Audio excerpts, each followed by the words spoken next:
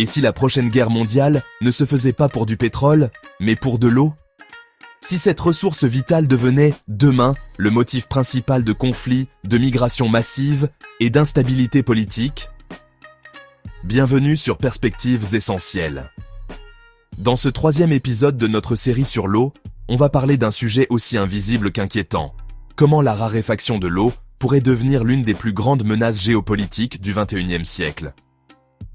Entre privatisation, migration forcée, tensions sociales et conflits frontaliers, l'eau devient peu à peu un enjeu de pouvoir. Et ce qui se passe déjà dans certaines régions du monde pourrait bien être un avant-goût de notre avenir. Alors aujourd'hui, on va décrypter tout ça ensemble. Ce n'est pas pour faire peur, c'est pour comprendre et agir, tant qu'il en est encore temps. L'eau, c'est la base de tout. Et forcément, quand une ressource est aussi essentielle, elle devient convoitée. Et parfois, même détournée.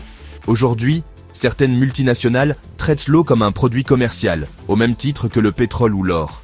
Elles la captent, la contrôlent, la vendent, et tant pis si certaines populations n'y ont plus accès. Prenez Veolia ou Suez par exemple. Ces entreprises gèrent de l'accès à l'eau potable pour des centaines de millions de personnes. Mais quand l'eau devient payante, quand les tarifs explosent, ce sont les plus pauvres qui trinquent. Et le marché de l'eau embouteillée, il pèse plus de 300 milliards de dollars dans le monde. Une ressource vitale, transformée en jackpot. À ce niveau-là, on parle d'un pouvoir énorme entre les mains de quelques acteurs. Et ce n'est pas tout. Dans certaines régions, l'eau devient un levier de pression. Elle est utilisée comme une arme économique ou politique.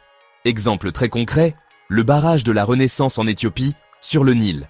Ce projet stratégique a provoqué des tensions avec l'Égypte et le Soudan, qui dépendent aussi de ce fleuve pour survivre. Chacun veut protéger ses intérêts, quitte à menacer la stabilité régionale. Alors oui, l'eau est vitale, mais entre les mains de ceux qui en font un outil de pouvoir, elle devient aussi un facteur de tension, d'inégalité et potentiellement de conflit. Quand l'eau vient à manquer, ce ne sont pas que les rivières qui s'assèchent, ce sont aussi les sociétés qui s'échauffent, parce que l'eau, c'est bien plus qu'une ressource naturelle. C'est un facteur d'équilibre social. Dans certaines régions du monde, la sécheresse devient invivable. Les terres deviennent stériles, les puits s'épuisent, et les populations n'ont plus le choix. Elles doivent partir. On parle alors de migration climatique. Prenons l'exemple du Sahel, en Afrique. La région subit des sécheresses à répétition. Des villages entiers quittent leurs terres pour tenter de survivre ailleurs. Mais ce déplacement massif fragilise encore plus les zones d'accueil, déjà parfois précaires. Et quand les gens n'ont plus d'eau, ou quand ils ne peuvent plus la payer, la colère monte. Parfois, elle explose. Un exemple marquant, la guerre de l'eau en Bolivie en 2000.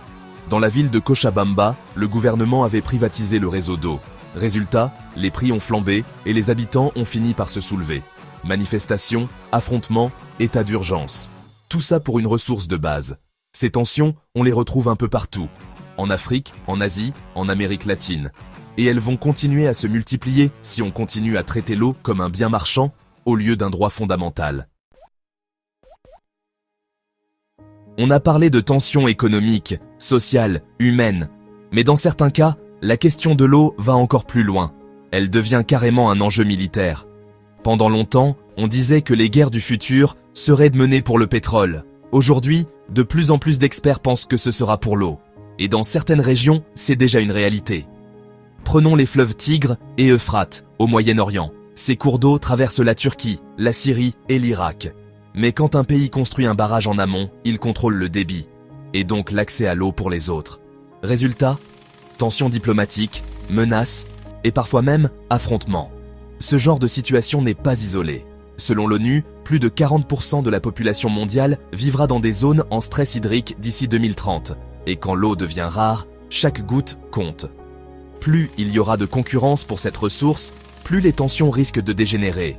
Entre États, entre régions, entre communautés, l'eau pourrait bien devenir un facteur central de conflits géopolitiques dans les années à venir. Ce n'est pas un film catastrophe, c'est une alerte. L'eau est en train de devenir un enjeu de pouvoir mondial.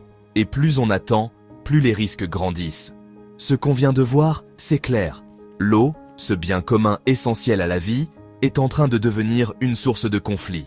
Quand elle se fait rare, elle divise.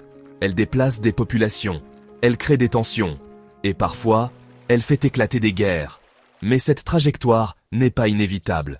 On a encore le pouvoir d'agir, en repensant la gestion de l'eau, en défendant son accès pour tous, en refusant qu'elle devienne un luxe ou une arme. Dans le prochain épisode, on prendra justement ce virage.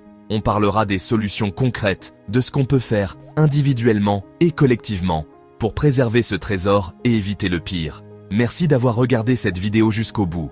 Si elle vous a fait réfléchir, n'hésitez pas à la partager, à laisser un pouce bleu, à vous abonner et à me dire en commentaire. Pensez-vous qu'on puisse encore éviter les conflits liés à l'eau? Ou est-ce qu'on y fonce tout droit? À très bientôt sur Perspectives Essentielles.